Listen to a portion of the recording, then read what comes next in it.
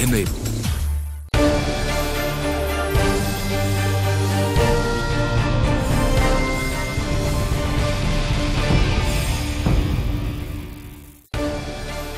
Hello and welcome to this very special show, the culmination of CNBC TV 18's India Hybrid Week. Over the last week, we brought you stories of change, men, women and organizations who are working relentlessly towards a better future, clean energy, environmentally friendly technology, organic living, quality healthcare, skill development, poverty eradication, all through the adoption of innovative ideas that are indeed hybrid at their very core.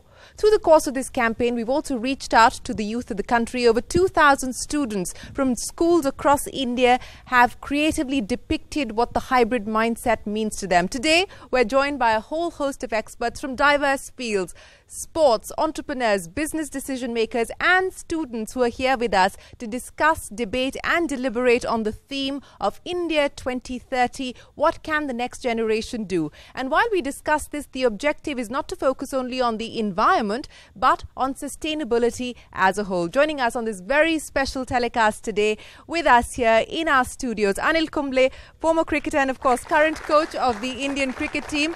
Anil is also the campaign influencer for the India Hybrid Week. Thank you very much for joining us here on this CNBC TV 18 special. Also with us, Divakar Vesh, Head of Robotics and Research, ASET Training and Research Institutes. Divakar, thanks very much for being with us here. And joining us today is Palash Mukherjee, Research Associate at the Centre for Science and Environment. Palash, welcome to the show. Surinder Kumar, Professor of Environmental and Resource Economics, Delhi School of Economics. Surinder, thanks very much for being with us here this morning. Also with us, Kamal Mittal, Principal Trustee, Climate Reality Project India. Mr. Mittal, always a pleasure to have you with us. Surabhi Rajgopal, Principal Analyst at Selco Foundation. Surabhi, thanks for joining us on the show. Vijay Sethi, the CIO and Head of CSR at Hero MotoCorp. Vijay, pleasure having you on the show with us today. Ravi Gadapalli, Program Manager, Shakti Sustainable Energy Foundation, also with us here today. And Ravi, thanks very much for joining us on the show. And Anjan Mukherjee, founder of Taral Tech Solutions. Thanks very much for joining us today. We're also joined by engineering students and school students from across India. They've all joined us here to depict what they think hybrid ideas mean. So big round of applause to all the students who are joining us here today. We also caught up with Mitra Sen Bikaji, the Senior Program Specialist Natural Sciences at UNESCO. Let's first listen into what he had to say. The problem is that if we destroy the life-supporting systems, there will be nothing left on the planet. We are not saying that there shouldn't be development, but it should be matched with the ecological balance. So basically, this is the hybrid idea of ecological balance with industrial development. The UN Sustainable Development Goals for 2030, which India also aspires for, has about 17 goals across a bunch of diverse thoughts and streams. I'll just take you through the top 5. End poverty in all its forms, end hunger and achieve food security, ensure healthy lives and promote well-being, ensure inclusive and equitable quality education, and achieve gender equality. These are just the top 5 goals that the UN Sustainable Goals and, of course, countries who are participating in this program hope to achieve. Anil Kumble, let me ask you, you've been traveling around the world through the course of your cricketing career. You're also here as part of the campaign that we've been running, influencing a change as far as mindsets is concerned. Have you been able to change the mindset in the dressing room?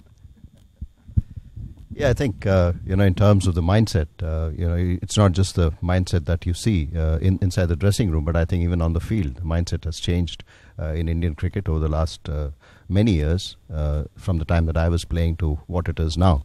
So I think, as an influencer, I don't think I'm the influencer here. It's all these kids who are sitting here are the influencers, are the true influencers of, change in our mindset in terms of having sustainable growth. I think that's important. It's important, it's a great discussion to have. And thank you for having me here.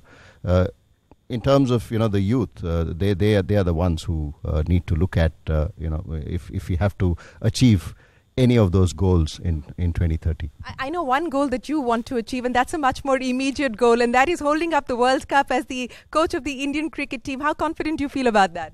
Yeah, that's still two years from now, but immediate, engagement is the Champions Trophy. India is the defending champion, so yes, it'll be nice to hold that trophy. But You spoke about how there's a change in mindset, not just in the dressing room, but on the field as well. Take me through what is the critical change, what is the key change? When you were playing, for instance, did you think about the environment? Did you think about, social indicators? I mean, everyone's been talking about the India growth story. We are one of the world's fastest growing economies today, and we have plenty to be proud of. But when you were playing, for instance, and today when Virat Kohli plays, what is the difference in the approach when you talk about India's problems, concerns, growth, progress, prosperity? How's the conversation changed? I think if you look around, I grew up in Bangalore, and from what it used to be to what it is now, I don't think this we'll need a couple of days to discuss what's going on in Bangalore in terms of the environment. That's the change that I have seen in front of my eyes, and even in terms of small things like vegetables. For example, tomatoes. I grow in my garden now, and that tomato, tastes very different to what I get in the market. Let me, Surabhi, take that conversation forward. As Anil was pointing out, while we talk about innovation, it is important for us to actually think about sustainable innovation. And it's also important for us to think about ideas that are relevant for India, as opposed to force-fitting models that may have worked elsewhere in the world and imposing them on an Indian context. The work that you do at Selco, and you're working really with at the rural grassroots level, take me through some of the experiences and what can we really do in the field of entrepreneurship when we talk about innovation and ideas for changing India. Thank you. So I think it's really nice to see students and young people engaging in this conversation and being a part of an idea around how do you bring sustainability and environment and development together. But I think the big part of it is to provide that opportunity. And what we've tried to do with schools in Karnataka and in Odisha is to look at rural government schools and provide them that opportunity to look at in sustainability and innovation, and to learn on a hands-on basis, experiment based on the problems that they're looking at in their own areas. So you have students who are exposed to what the farming culture looks like. What is the issue with local livelihoods? What is the issue with local water supply? And can they, in their own little way, work over the course of 1 year to build a solution to that problem? And we sort of showcase it in an innovation fair, and we find that there's a lot of interest to take it forward. But really what is needed is beyond that school level, what happens to these students. A lot of them join industrial training institutions, a lot of them join engineering colleges, a lot of them join rural development and self-employment training institutions. How can we provide that opportunity there such that there is financing for them to take it forward from local banks, such that there is mentorship for them to take that idea into the next stage and support it with an incubation process. And I think that's where we really need to think at the next level around social development issues as well as environmental issues. Institutionalizing and creating an ecosystem to be able to achieve our sustainable development goals, and how we can get community participation going. Interesting thoughts there. But Palash, let me ask you, especially when we're talking about students, and how do we ensure that at the school level, because I don't remember having a conversation about any of these issues when I was in school. So how do we ensure that there is a change at the school level? I mean, I know that the anti-cracker campaign that we ran in Delhi schools has made a big difference in bringing down pollution levels at the time of Diwali. How do we ensure that this is something that is institutionalized at the school level? At the scale of India's population, the only way we can go forward is where the bulk of the population, the people below 25, they make a change in the way their daily choices affect their immediate environment.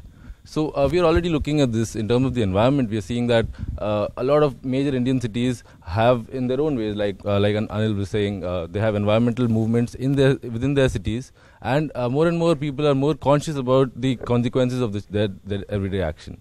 So I think the youth has a major role to play in this, and they are leading the way, and hopefully that will continue for the next 20 years. Well, we certainly hope that the youth will lead the way. But what about industry? And Vijay, let me ask you about the role that industry can play. A lot of companies now actually report triple bottom line. So it's not just what you're doing on profit and revenue, but they also talk about how you're making an impact on society, what you're doing as far as your carbon footprint is concerned, water conservation, and so on and so forth. What is the responsibility of industry as we talk about India in the future? responsibility of industry has actually increased a lot, especially with law coming in on CSR, things like that. Sustainability, whether it's on environment, whether it's water, other areas, there's a huge focus that industry is giving. For example, the earlier question that you asked about involving all these kids and all. What we did over here at Hero was we planted roughly around 2.5 lakh trees in Delhi. And most of the plantation was done by students. So we invited students from various schools all over. And what we have seen is the general survival rate of trees is roughly around 30-40 odd %. But in this case, we found that survival rate is around 90 odd %. And how we did was that the students were asked to own those saplings. Okay. So when you own something, you go over there, you give some water to it. Create that sense of ownership, And the message that's being given to the kids is that you are doing it by the time you grow up to our age, these trees would have taken those kind of shapes and you are giving something back to the industry. And I think same thing, whether on water, whether on pollution, whether on other stuffs, industry is doing a lot of stuff today. You know, you talked about how it's now been made mandatory for industry to spend 2% of its profit on corporate social responsibility. While that may be a good idea, the point is that industry ought to focus on how it's making the money as well, not just on how it's spending the money. I mean, if you're undercutting, your employees, if you're not employing just and fair means through your supply chain, etc., then how you're spending the money, whether it's on education or planting trees, is of little consequence. So how do you ensure good behavior when it comes to how you make your money? I think what the companies are also today doing is that the sustainability, while we give it to the kids and the environment, but within the industry, within the companies, there are a lot of rules which are being followed, whether it's that the child labor cannot be employed, some of the materials that you put in your bikes, for example, asbestos, if you put, or other lead acid things that you put in your products, people are removing that. Though it costs, but there are times when industry actually bears the cost and passes on the entire product back into the companies, into the industry, so that the end result is it's an environmental friendly product that you are giving back to the society. The objective is, while you make money, can you give back to the society? Yeah. I think that's what companies are doing. If you focus on India's problems and take the hybrid mindset into consideration, there's so much that we can do. Oh, very well said.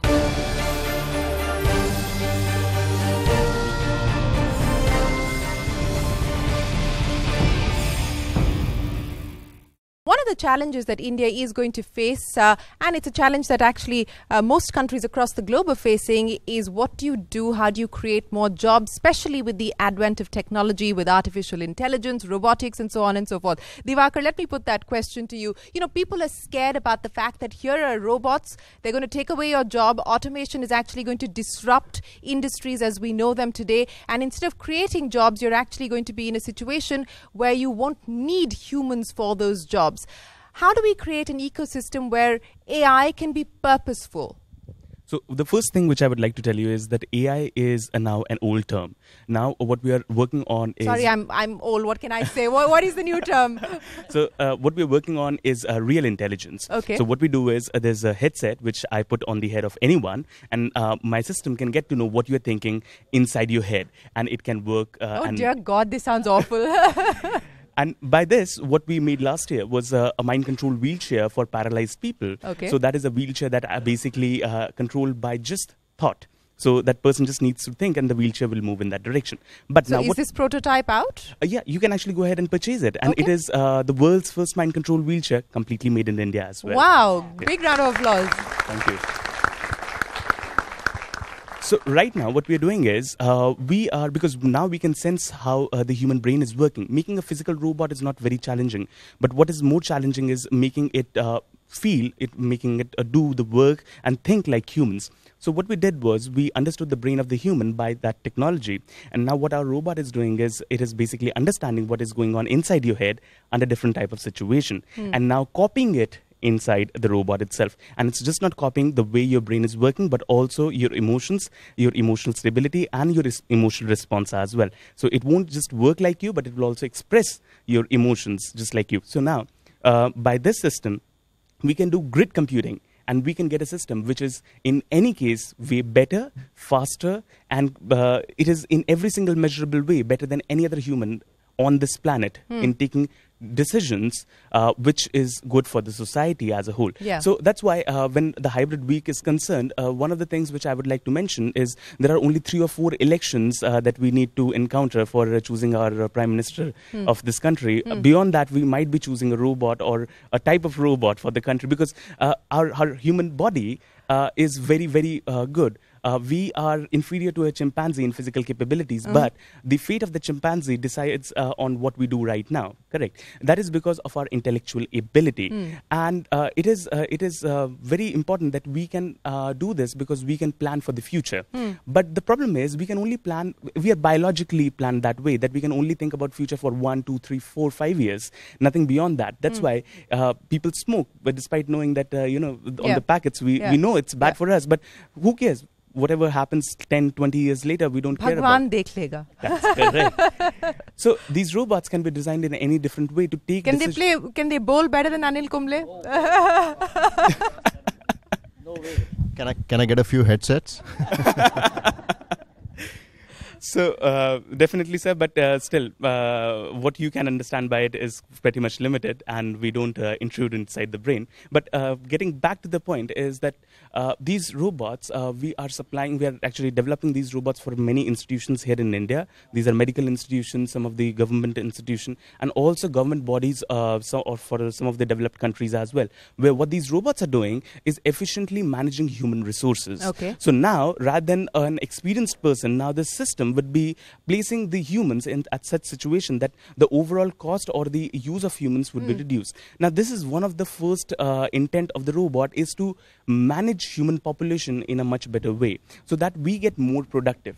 People say at this point of time the repetitive job would be replaced by a robot, but in truth, if you become optimistic, I think robots would be better at inventing things as well. But think about right now, your smartphone has enabled you to book Ola cabs, this cab, that cab, whatnot, right? And that has disrupted and taken away jobs of a lot of auto rickshaws, the conventional taxis, but then their life is not over. Right? They get better. This is evolution. This is how it will happen. And with robots, the same thing will happen. So don't worry about it. So you need to worry about developing skills for the future. That's so the way correct. that we look and identify at skills development for the future requires a mindset change. Exactly. And also, this is the new concept of the new collar jobs. So we've gone from blue and white collar to now these new collar jobs where the power of technology is essentially being leveraged. That's very correct. And also, because young students are here, I would very specifically point out, I'm a guest lecturer to various IITs, and what I tell them, and Mr. Trump has made my job much more easier,